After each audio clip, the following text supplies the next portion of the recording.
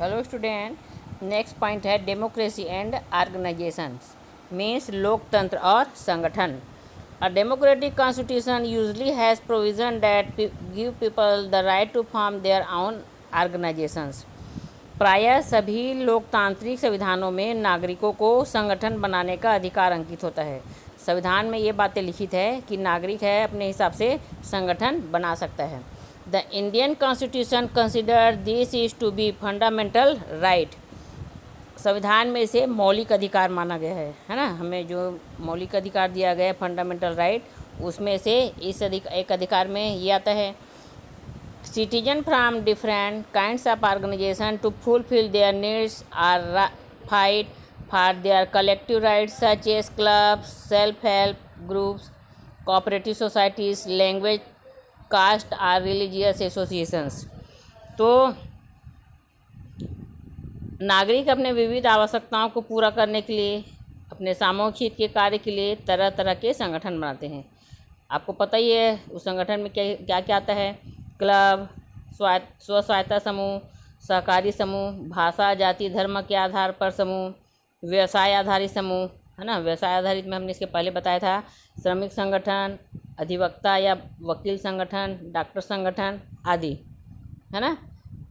तो इसमें अपने बातों को रख सकता है, अपनी संस्कृति को वो बनाए रख सकता है, इसलिए संगठन का निर्माण होता है। The number of such groups formed in a country and their freedom to pursue their activity are an indicator of the health of democracy in that country.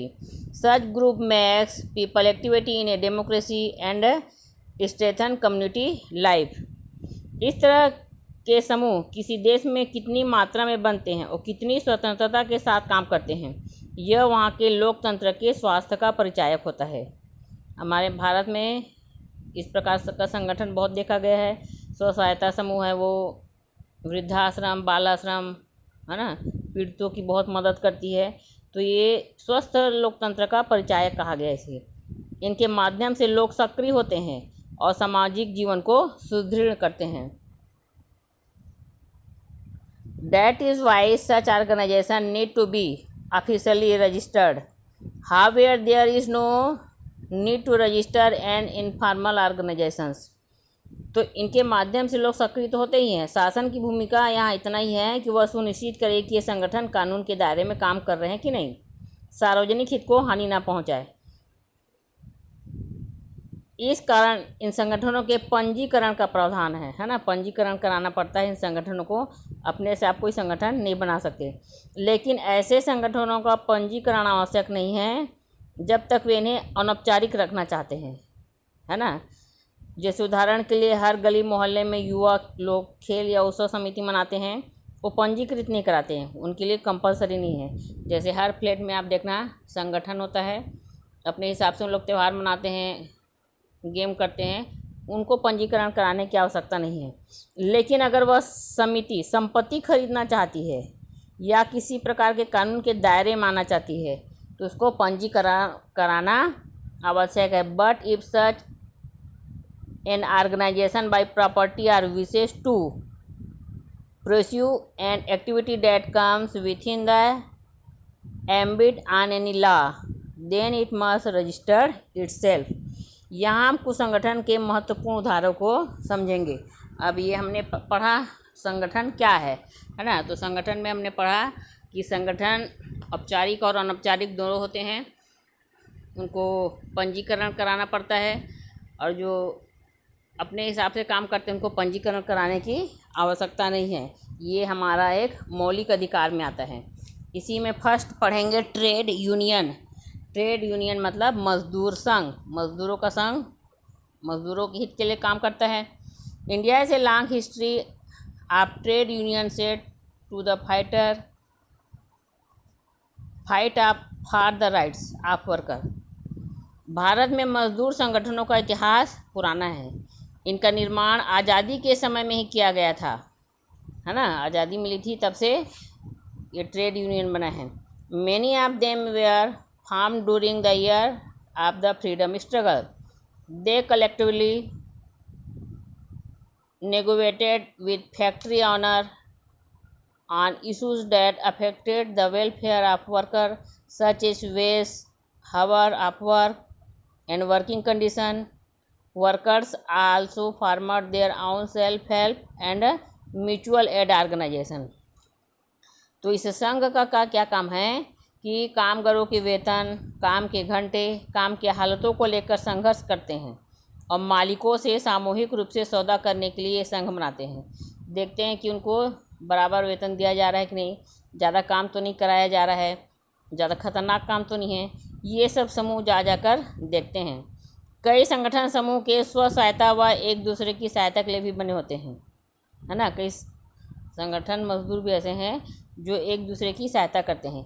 इनके बिखरे हुए संगठनों को राष्ट्रीय स्तर पर साथ लाने के लिए कांग्रेस के नेतृत्व में 1920 में अखिल भारतीय ट्रेड यूनियन कांग्रेस की स्थापना की गई। इसकी स्थापना की गई All India Trade Union Congress in 1920। After independence various political parties also formed their central trade union wings. The following is a list of main trade unions. तो मेन ट्रेड यूनियंस हैं, उसके नाम यहाँ बताए गए हैं।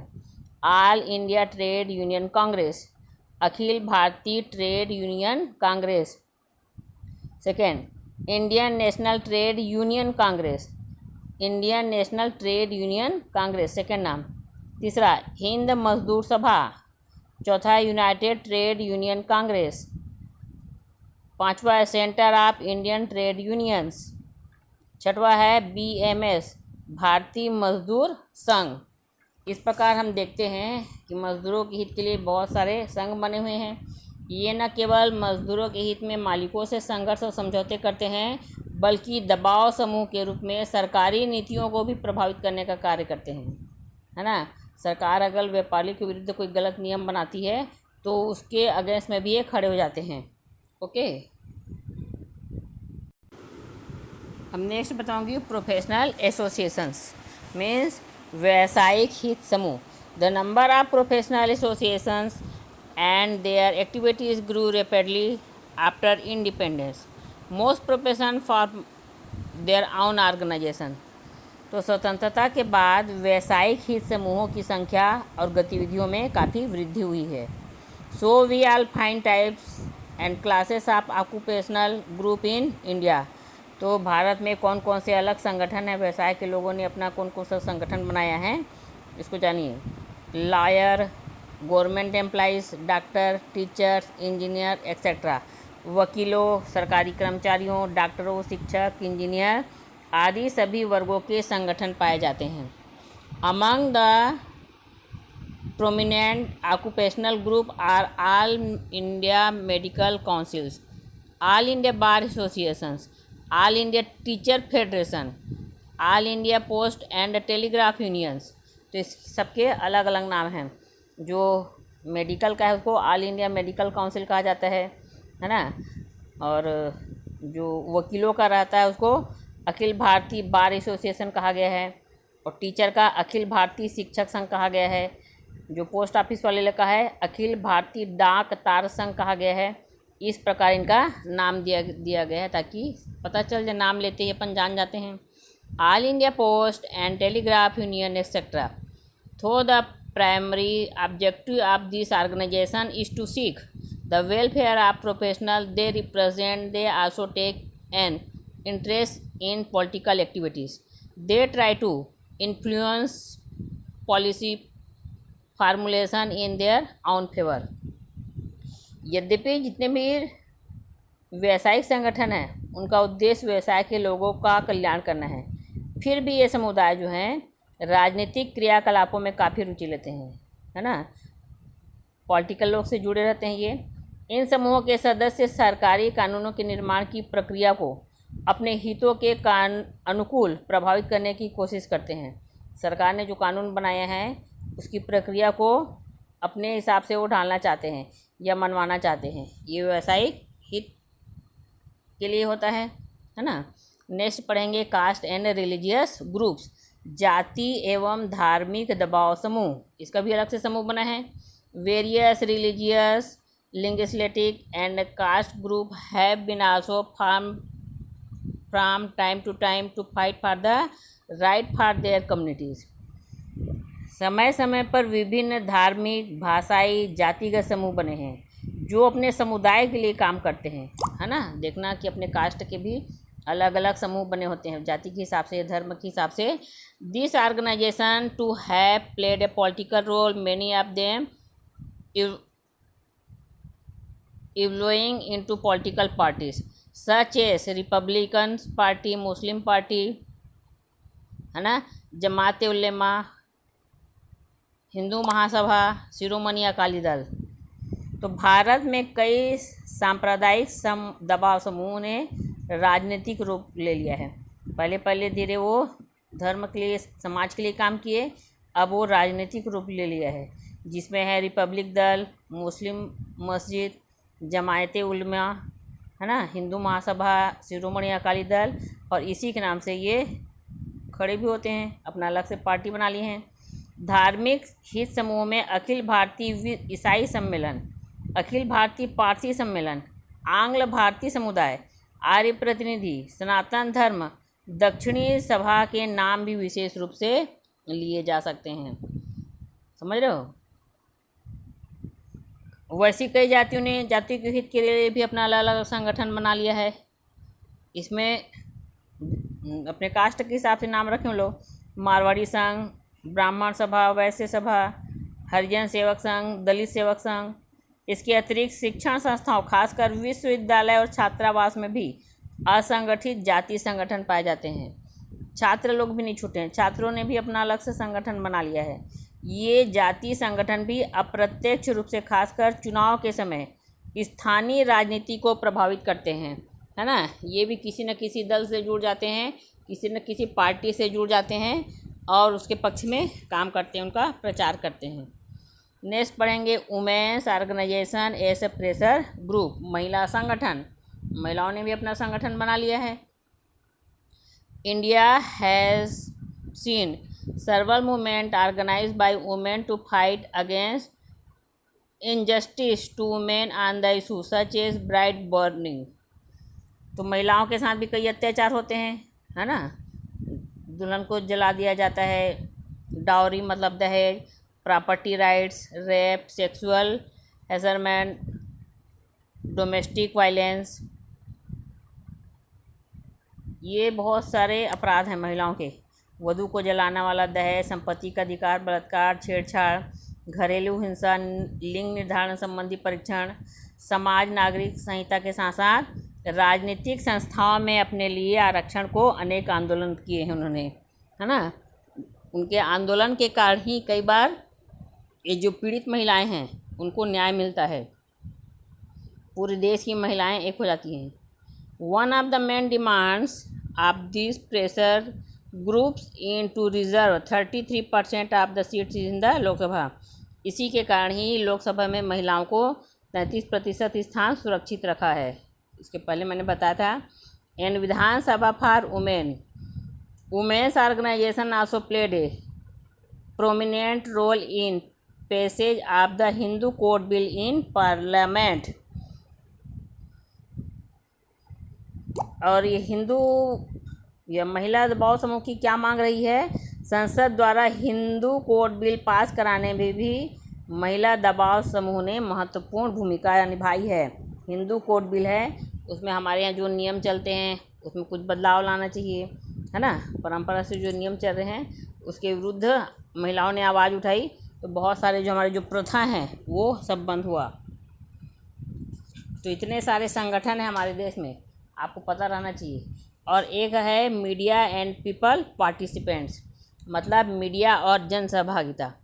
Communication is to reach news and views to people using written, oral and audio visual methods. सूचनाओं, विचारों और भावनाओं को लिखित या मौखिक या दृश्य या श्रव्य दोनों के माध्यम से सफलतापूर्वक दूसरे तक पहुंचाना, यही क्या है? मीडिया है। The communication media use for the purpose include, अब इसमें कौन कौन इंक्लूड हैं? Newspaper, television, radio, mobile phone, internet, social website, Facebook, WhatsApp, Twitter, magazine, cinema etcetera, है ना। तो ये जन सहभागिता में बहुत अच्छा भूमिका अदा कर रहा है मीडिया। हमको छोटी सी छोटी बात, पूरे दुनिया की बात तुरंत अपन जान सकते हैं, है ना।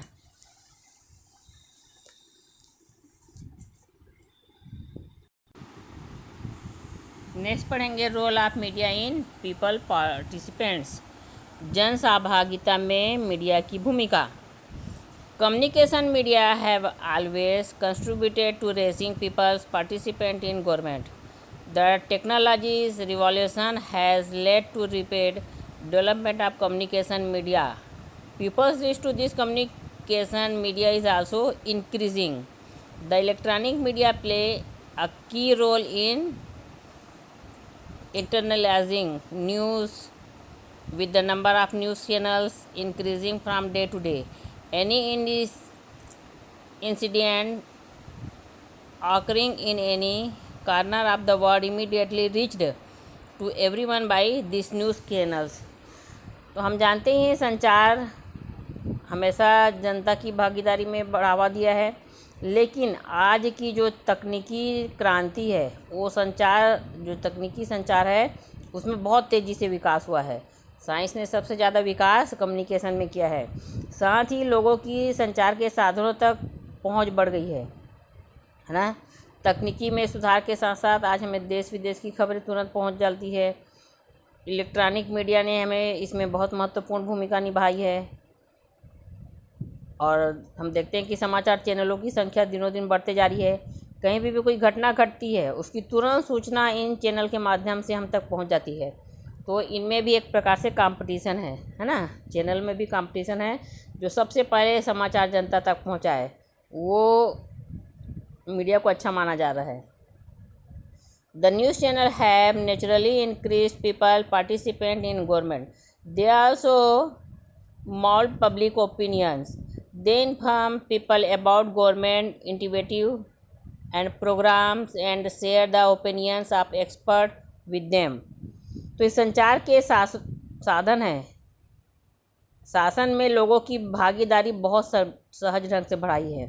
संचार के साधन केवल सूचना पहुंचाने का कार्य नहीं करते हैं, बल्कि जनमत बनाने में भी महत्वपूर्ण भूमिका हो रही है ना। लोगों से पूछा जाता है कि ये सही है कि नहीं है, जो सरकार काम कर रही हो गलत है कि नहीं, किसमें क्या सज़ा देनी चाहिए, क्या न्याय मिलना चाहिए। तो जनता के बीच में वो जनमत बनाने का काम कर रही है ना। ओपिनियन पूछा जा रहा है जनता से, एक्सपर्ट से सलाह ली जाती है। In this way they help people to analyze and form their views on the government performance. There have been many happening in recent times where communication media have played key roles in shaping public opinion. One well known is the Nirbhaya case, in which some boys है ना raped and fatally assassinated a young girl in a moving bus in Delhi. तो अभी एक बहुत बड़ी घटना घटी थी दिल्ली में, है ना, निर्भया कांड। उस पर जनमत ने बहुत अच्छा योगदान दिया। तुरंत सूचना लोगों तक पहुंची। घटना है ना, दिल्ली में एक लड़की के साथ कुछ लड़कों ने अमानवीय हरकत की थी, तो मीडिया के माध्यम से लोगों तक यह बात पहुंची। तो लोगों ने अपनी राय एक दूसरे से साझा करना प्रयास कर दिया और जल्दी जल्दी ये जो घटना है वो आंदोलन का रूप ले लिया। तो देश के अनेक हिस्सों में अपराधियों को सज़ा दिलाने के लिए धरने दिए गए। लोगों द्वारा सरकार पर पुराने कानूनों की जगह नए कानून बनाने का दबाव बनाया गया, है ना। अपन भी कहते हैं कि वही जो एक बार कानून बन गया वैसा थोड़ी होना चाहिए, है ना। कानूनों में भी परिवर्तन होना चाहिए। समय परिस्थिति को देखकर संविधान में संशोधन का प्रावधान है, तो एक प्रावधान होना चाहिए। इस दबाव समूह ने सबसे महत्वपूर्ण योगदान किसका था? मीडिया का था। लोगों का दबाव इतना था कि अंततः सरकार को पुराने कानून में बदलाव करते हुए ऐसे कृत्य करने वाले को सज़ा और अधिक सख्त किया गया। इन कानून के परिणाम स्वरूप यदि 16 साल का लड़का या लड़की के साथ ऐसा मानवीय हरकत होता है तो उसको वयस्कों की भांति सज़ा दी जा सकेगी। उसमें से जो एक लड़का था वो कम उम्र का था, है ना। उसने हाई कोर्ट में अपील भी किया था कि नाबालिग को सज़ा नहीं मिलनी चाहिए करके, पर देश की जनता अड़ गई थी कि उन्होंने 16 साल का लड़का था फिर भी उसने गलत काम किया, तो उसको भी सज़ा का प्रावधान होना चाहिए। तो सरकार को आखिरी में झुकना पड़ा और उसे भी वेश्या के समान सज़ा मिली। In the similar way the impact of media can be the people movement that sought the passing of the Lokpal bill 2011, है ना। तो 2011 में प्रारंभ हुए जन लोकपाल बिल के आंदोलन की व्यापकता पर भी मीडिया के प्रभाव को देखा जा सकता है ना। The media help to generate critical moment for the movement, the wide spread exchange of the views viva, the media help consolidate public opinion with the aggregator also using the media effectively to influence the content of the proposed bill। तो ये जन लोक bill क्या है इसको बता रही हूँ आपको। तो इस आंदोलन में आंदोलनकारियों ने जन लोकपाल बिल बनाने के लिए मीडिया का बेहतर ढंग से उपयोग किया। मीडिया के माध्यम से ये लोग अपनी बात लोगों तक आसान और प्रभावी ढंग से पहुंचाए और इसी कारण लोगों का बड़ी संख्या में आंदोलन का सहयोग प्राप्त हो सका। यही जन लोकपाल बिल है। इसमें जनता है वो अपनी बात को सबके सामने पहुंचा सकती है ना। The media has thus responded to people needs and provided them with new opportunities and alternatives to participate in government, thereby increasing people's participation in the government। इस प्रकार बदलते हुए समाज की ज़रूरतों के अनुसार मीडिया ने लोगों को शासन में भागीदारी के अवसर और नए विकल्प उपलब्ध कराए हैं, है ना। जनता का भी इसमें योगदान होना चाहिए, भागीदारी होना चाहिए। शासन में जन सहभागिता बनाने में मीडिया एवं संचार की महत्वपूर्ण भूमिका है। But communication media can also pose a threat to democracy. दूसरी तरफ मीडिया के कुछ खतरे भी हैं। मीडिया तो सरकार के या बहुत धनी व्यक्ति के हाथों में होती है ना। तो लोग गलत इस्तेमाल भी करते हैं। Media is usually in the hands of government or is owned and control by rich corporation. They can use their media channels for publication to survey their own narrow interest. वे अपने निहित स्वार्थ या संकुचित हित के लिए चैनल या पत्रिका का उपयोग करते हैं, है ना। गलत भी रहेगा तो वहाँ पे वो मुकर जाते हैं, तो जनता को सही लगने लग जाता है। तो ये अच्छे लोगों के हाथ में होता है मीडिया, पैसा वाले लोगों के हाथ में बिक जाता है। जिधर पैसा जाता है वो मीडिया उधर चली जाती है। They can use their media channels for publication to survey their own narrow interest. Also people working in media usually belong to urban middle class to they are unfamiliar with the problem of poor and people living in rural areas। आमतौर पर media में काम करने वाले पत्रकार शहरी मध्यम वर्ग के होते हैं, जो गरीब या ग्रामीण अंचल के लोगों की समस्याओं को अनदेखा कर देते हैं। वो शहर के होते हैं, है ना। गांव में क्या समस्या है वहाँ तक नहीं पहुँच पाते हैं।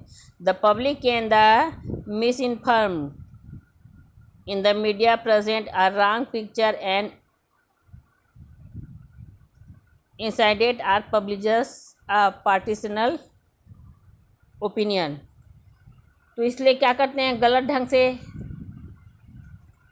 लोगों तक पहुंचती है। अगर मीडिया कोई खबर भी देती है तो खबर गलत रहती है। जो लोग उसके प्रभाव में आ सकते हैं, राजनीतिक दल, दबाव समूह, अन्य संगठन अपने मत के प्रचार के लिए भी ऐसा करते हैं, है ना।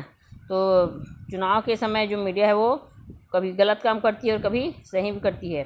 सो it is important for people to be aware of this, not be shared by partisan views. It therefore important that media plays a positive role in dismantling news and opinion for democracy to flourish. तो जो media है उसकी हमेशा जो पहल है वो सकारात्मक होना चाहिए, है ना, ताकि लोकतंत्र में उसकी क्या है भूमिका बढ़ती रहे। लोगों को मीडिया पर विश्वास हो जाए कि मीडिया है वो गलत नहीं बोल रहा है। कभी कभी अपन सही बात को भी झूठ समझने लग जाते हैं, झूठ बात को भी समझने लग जाते हैं, है ना। तो इस अध्याय में हमने क्या देखा we learn about people participate in democracy in this chapter. लोकतंत्र में जन सहभागिता के बारे में हमने जाना। हमने देखा कि जो जन सहभागिता है लोकतंत्र की सफलता के लिए जरूरी है। We saw that the people participant is essential for the success of democracy. In the case of India, we saw that the constitution provide many avenues for people's participants. तो भारत के संदर्भ में हमने देखा कि जन सहभागिता के बहुत से तरीके संविधान में दिए गए हैं, लेकिन संविधान के बाहर भी ऐसे बहुत से साधन हैं जिनसे लोग शासन में अप्रत्यक्ष ढंग से भी सहभागिता कर सकते हैं, है ना। जैसे दबाव समूह है, मीडिया है, ऐसे बहुत से महत्वपूर्ण साधन हैं जिसका संविधान में उल्लेख नहीं किया गया है। ये सब बाद में बना कानून, है ना। तो pressure group and media are two example, इसके दो बहुत अच्छे एग्जाम्पल है, दबाव समूह और मीडिया। It is important for government in democratic countries to provide new opportunities for people's participant in government to strength democracy. किसी लोकतांत्रिक देश के लिए यह आवश्यक है कि सरकार में लोगों की सहभागिता के नए अवसर बनते रहे ताकि लोकतंत्र हमारा और अधिक मजबूत होता रहे। लोकतंत्र मजबूत होने का मतलब है जनता की समस्याओं को सुनना, जनता की समस्याओं का निराकरण करना, है ना, तभी वो रियल डेमोक्रेसी कहलाएगा। सिर्फ लिखित में हमारा देश प्रजातंत्र है कहने से नहीं होगा, इसमें जनता की भी भागीदारी होनी चाहिए, आपकी भागीदारी होनी चाहिए। जितने दबाव समूह हैं वो निष्पक्ष काम करे, किसी के प्रेशर में आकर काम ना करे, है ना। युवा वर्ग में भी उत्साह होना चाहिए। इस लेसन में हमने ये पढ़ा। ओके।